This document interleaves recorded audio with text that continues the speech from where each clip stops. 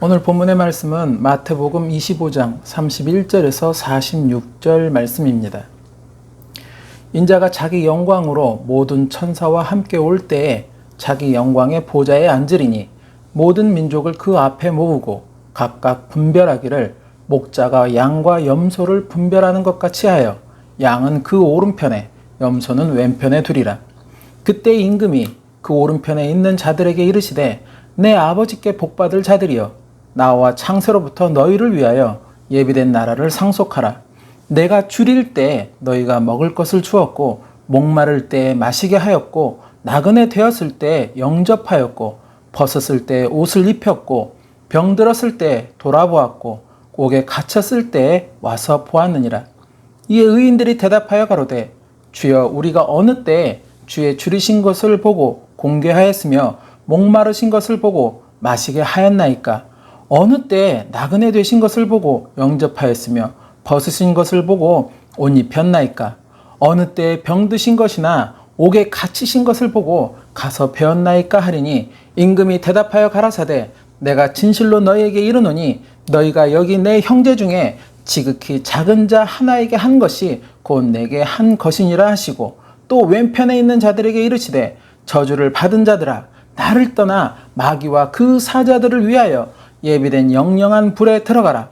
내가 줄일 때 너희가 먹을 것을 주지 아니하였고 목마를 때 마시게 하지 아니하였고 나그네 되었을 때 영접하지 아니하였고 벗었을 때 옷 입히지 아니하였고 병들었을 때와 옥에 갇혔을 때 돌아보지 아니하였느니라 하시니 저희도 대답하여 가로되 주여 우리가 어느 때 주의 줄이신 것이나 목마르신 것이나 나그네 되신 것이나 벗으신 것이나 병드신 것이나 옥에 갇히신 것을 보고 공양치 아니하더이까? 이에 임금이 대답하여 가라사대 내가 진실로 너희에게 이르노니 이 지극히 작은 자 하나에게 하지 아니한 것이 곧 내게 하지 아니한 것이니라 하시리니 저희는 영벌에 의인들은 영생에 들어가리라 하시니라.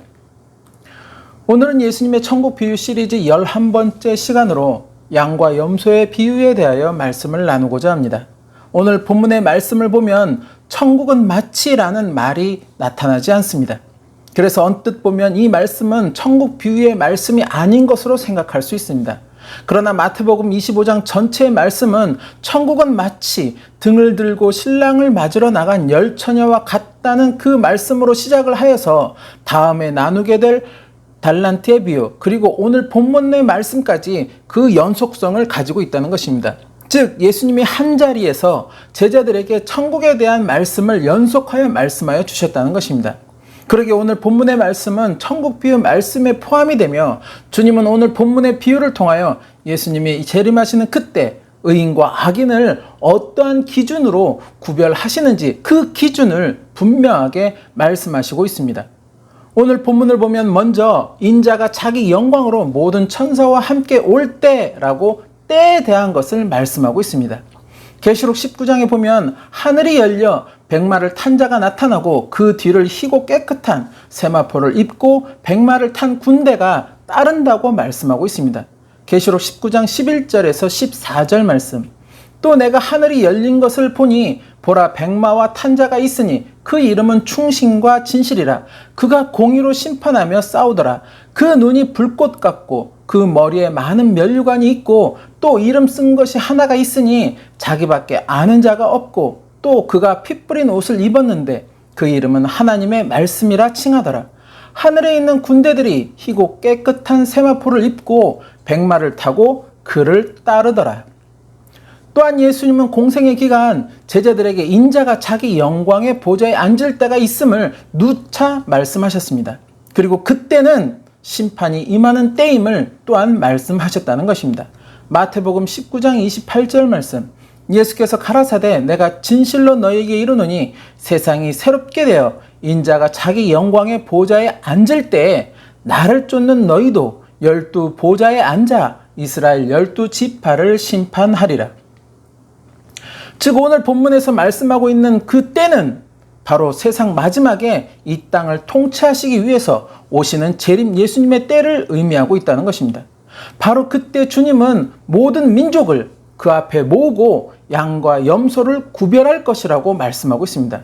그래서 양은 주님의 오른편에, 염소는 왼편에 두실 것이라고 말씀하고 있고, 더불어 오른편에 모인 양들을 향하여서는 그들은 하나님께 복받을 자들이 될 것임을, 그들이 바로 하나님 나라를 상속받을 자들이 될 것임을 선포하셨다는 것입니다.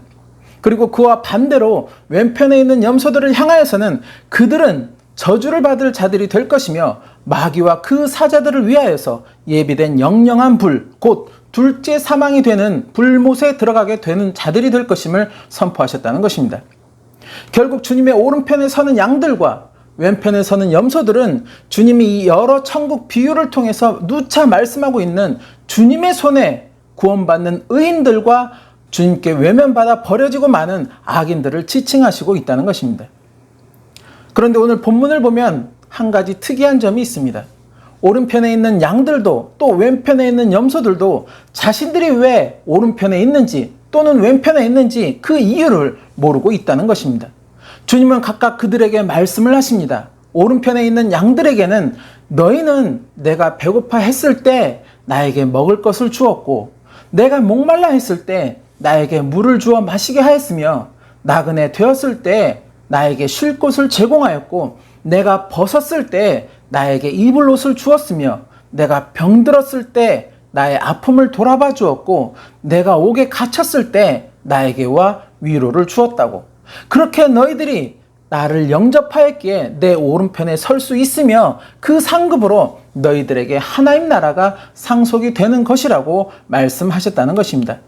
그리고 왼편에 있는 염소들에게는 너희들은 양들과 반대로 나에게 그렇게 하지 않았다는 것입니다.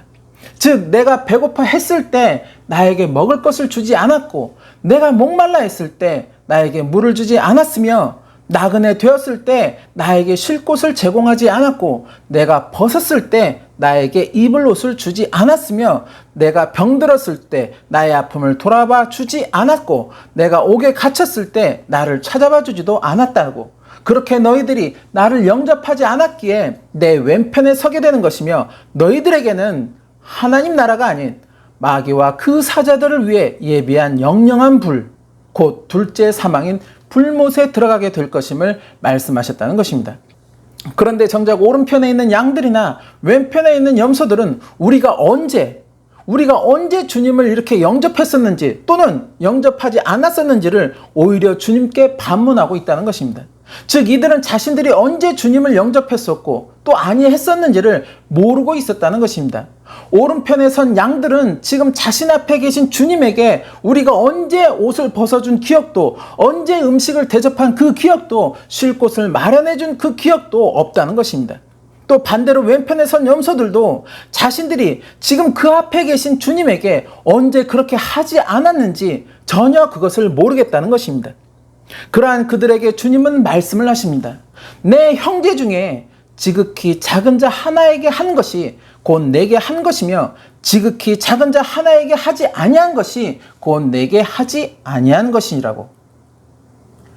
즉, 형제 중 지극히 작은 자와 주님을 지금 동일시하고 계신다는 것입니다. 그렇다면 형제는 누구를 의미하고 있으며 그 가운데 그 작은 자는 또 누구를 의미하고 있을까요? 오늘 본문을 보면 내 형제라고 말씀하고 있습니다. 너의 형제가 아니라 바로 내 형제라는 것입니다. 곧 주님의 형제라는 것입니다. 그렇다고 주님이 말씀하시는 내 형제가 육신의 친동생인 야고보와 같은 그런 형제를 의미하고 있는 것이 아니라는 것입니다. 어느 날 예수님을 만나기 위해 육신의 어머니 마리아와 예수님의 친동생들이 예수님을 찾아와 문 밖에 서 있는 그 모습을 어떤 사람이 보게 됩니다.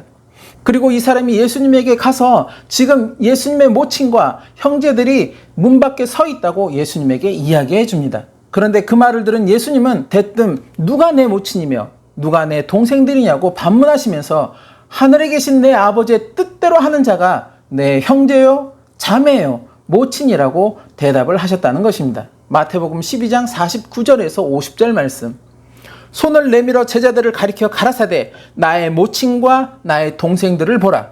누구든지 하늘에 계신 내 아버지의 뜻대로 하는 자가 내 형제요, 자매요, 모친이니라 하시더라. 즉, 주님이 말씀하시고 있는 내 형제는 하나님의 뜻대로 행하는 자들, 곧 믿음의 의인들을 지칭하고 있다는 것입니다. 나라가 다르고 피부색이 다르고 같은 부모 아래 자라지 않았어도 지금 주님을 향한 믿음 안에 거하고 있다면 우리는 모두 주 안에서 하나의 형제이고 자매라는 것입니다. 더불어 그렇게 믿음의 형제들 가운데 작은 자라는 것은 오늘 본문의 말씀에서 그 의미를 찾을 수 있다는 것입니다. 작은 자, 곧 어려움에 처한 자라는 것입니다. 헐벗고 굶주리고 병들어 고통받는 자들, 바로 이러한 자들이 작은 자라는 것입니다. 즉 형제 가운데 어느 특정 누구를 지칭하는 것이 아니라 믿음의 형제 모두가 될 수 있는 것이며 누구든 그러한 작은 자가 될 수 있다는 것입니다. 그러한 작은 자에게 사랑을 베푸는 것이, 긍휼을 베푸는 것이 바로 주님을 영접하는 것과 동일한 것이라고 주님은 말씀하시고 있다는 것입니다. 주님의 왼편에 선 염소들도 만일 자신 앞에 작은 자가 주님이었다면, 지금 내 앞에 계신 주님의 모습이었다면 분명 사랑을 또 긍휼을 그들은 베풀었을지도 모른다는 것입니다. 그런데 자신 앞에 선 그 작은 자가 주님이 아니었기에, 그들이 생각하기에 주님은 아니었기에 이들은 긍휼을 베풀지 않았다는 것입니다. 주님이었다면 긍휼을 분명히 베풀었을 텐데 주님이 아니었기에 외면하였다는 것입니다. 그것은 곧 내가 저 작은 자에게 긍휼을 베풀어 나에게 돌아오는 유익이 있는가 없는가 하는 계산적인 모습들이었다는 것입니다. 오로지 자신만 사랑하는 이기주의적인 모습이었다는 것입니다. 설사 다른 이들에게 긍휼을 베풀었어도 그것은 어디까지나 작은 자를 위해서가 아닌 내가 이러한 사람이다라는 것을 다른 사람들에게 드러내기 위해서, 나타나기 위한 그런 가식적인 모습이었다는 것입니다. 바로 염소들이 이러한 모습들이었다는 것을 주님은 말씀하시고 있다는 것입니다.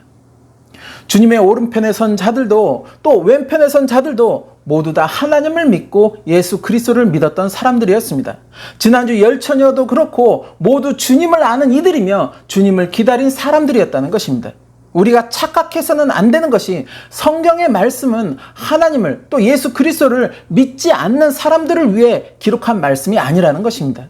물론 믿지 않는 자들에게 이러한 하나님의 존재를, 또 하나님의 나라가 있음을 알리기 위해서 성경의 말씀을 그들에게 전달하기도 하고 또 증거하기도 하지만, 성경의 말씀은 분명하게 믿는 자들을 향한 말씀이라는 것입니다. 그것은 곧 오늘 본문의 말씀처럼 그날의 주님의 오른편과 왼편으로 나뉘는 자들이 단순히 하나님을 믿는 자들과 믿지 않는 자들로 나누어지는 것이 아니라는 것입니다.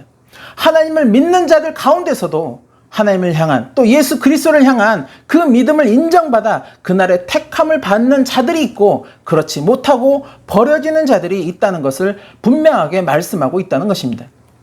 내가 하나님을 믿는다 해서, 또 예수 그리스도를 믿는다 해서 그렇게 나는 주일마다 교회를 나가고 예배를 드리고 헌신을 한다고 해서 결코 자만해서는 안 되는 것이, 그 자만으로 인해서 나의 믿음이 오히려 하나님의 뜻에 반하는 믿음으로 변질될 수도 있다는 것을 알아야 한다는 것입니다. 그러기에 사도 바울의 고백처럼 주님을 향한 자신의 믿음을 말씀으로 늘 점검할 수 있어야 한다는 것입니다. 그렇게 말씀 앞에 날마다 자신을 죽이는 삶이 되지 못하면 비록 하나님 나라의 혼인잔치에 청함을 받았어도 그날에 준비되지 못한 예복으로 인해 쫓겨날 수 있는 신세가 될 수 있다는 것, 그리고 오늘 본문의 말씀처럼 내가 양의 자리가 아닌 염소의 자리에 설 수 있다는 것을 알아야 한다는 것입니다.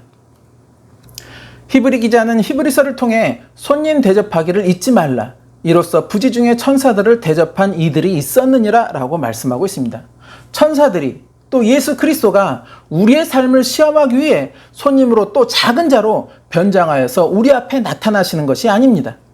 하나님을 또 예수 그리스도를 믿는 우리가 정말로 말씀 안에 예수님의 그 사랑을, 그 긍휼을 온전히 실천하며 살아간다면 바로 그 믿음, 바로 그 사랑, 바로 그 긍휼을 주님은 인정하시고 그들에게 행한 대접, 그들에게 행한 그 긍휼을 마치 자신에게 행한 대접과 긍휼로 동일시하여 주시겠다는 것입니다. 그리고 여기에 한 가지 우리가 잊지 말아야 하는 것이 있습니다. 작은 자를 향한 우리의 사랑과 긍휼이 마치 인본주의적 사고로 치중해서는 안 된다는 것입니다. 전 세계적으로 확산되고 있는 동성애 옹호론에 일부 교회나 목회자들, 그리고 성도들이 동참하는 모습을 보이는 그 이유는 그들이 하나님 중심적인 사고가 아니라 사람 중심적인 사고로 너무 치중한 나머지 말씀에 왜곡된 주장과 그에 따른 행동들을 하고 있다는 것입니다. 그리고 그것이 마치 주님의 사랑인 것처럼 포장하고 외친다는 것입니다.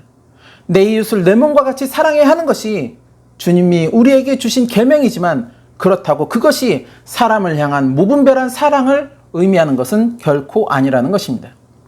만일 그럴 것 같았으면 하나님은 죄악된 인류를 향해 탄식하지 않았을 것입니다.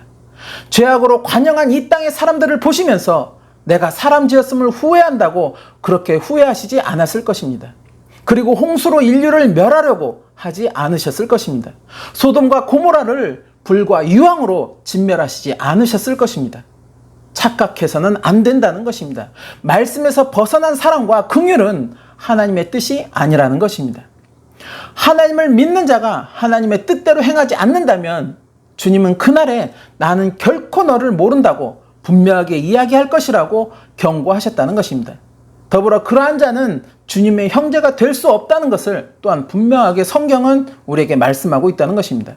내가 그날에 주님의 오른편 양의 자리로 나아가기 위해서는 먼저 말씀에 충실한 나의 모습이 되어야 한다는 것입니다. 더불어 말씀에 따르는 주님의 사랑과 긍휼을 언제 어디서나 작은 자에게 베풀 수 있고 나눌 수 있는 삶이어야 한다는 것입니다.